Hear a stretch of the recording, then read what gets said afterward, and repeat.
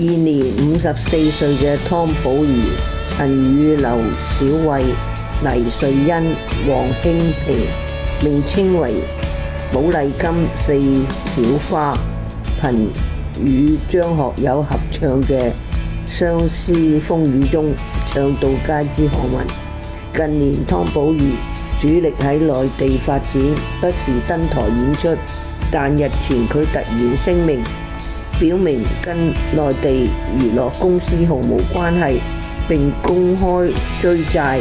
希望於11月5號前成功追討欠款。湯寶如曾與梁漢文拍拖，1995年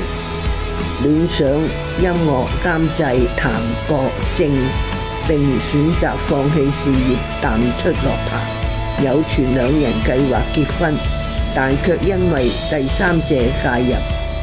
而分手。2007年，湯寶如被爆秘密懷孕，BB 爸爸係其賽車手陳德文。同年8月誕下咗個仔仔，兩人有共識唔會結婚，共同撫養兒子。湯寶如小姐從來冇同廣東省佛山張梓彤小姐 Crystal 又名童子龍藝簽約為旗下藝人，對方僅為湯寶如小姐工作嘅聯絡人，雙方完全沒有簽署任何法律上嘅文件。由2025年10月15號起，湯寶如小姐終止同張梓彤小姐所有嘅工作上關係，對方所接嘅商演廣告演唱會與湯寶如小姐完全冇關係嘅。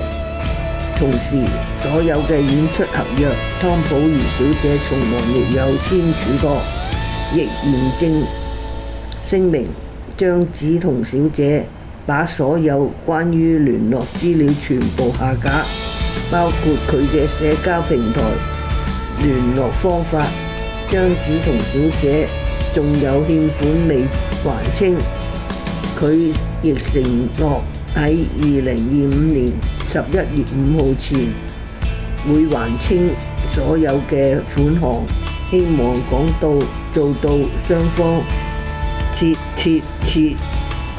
清楚關係。同時，廣州一起娛樂文化傳媒有限公司湯寶如小姐沒有簽約為旗下藝人，一切與湯寶如小姐無關係。湯寶如小姐由2025年10月15號起委託藝姐負責所有嘅工作聯絡，任何人造謠、誣衊、唔經事實、虛設陳述、誤導宣傳或者係欺詐嘅行為，湯寶如一律採取法律行動追究責任。2025年10月15號